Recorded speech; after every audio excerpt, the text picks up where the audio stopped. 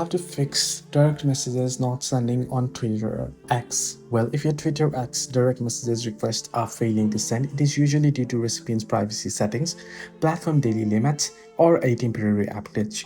Well, if you have already sent number of texts, then it can be that your limit has been reached, so you'll have to wait for next 12 to 24 hours to send text messages.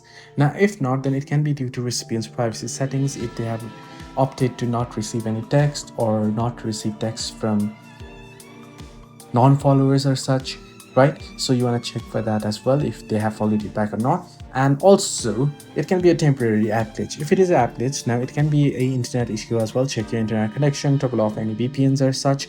If you are using cellular data, toggle on and off your airplane mode multiple times. Now, however, if that doesn't fix the issue, then you can also check if it is a glitch or bug. First, close the app and reopen it and see if the issue is fixed. A quick restart of your device can as well help. So if you have restarted and it still doesn't fix, then also make sure your application is updated to the latest version. Sometimes it can be a certain glitch or the server down issue. Check for down detector websites as well. Hope this video was helpful. Do like and subscribe.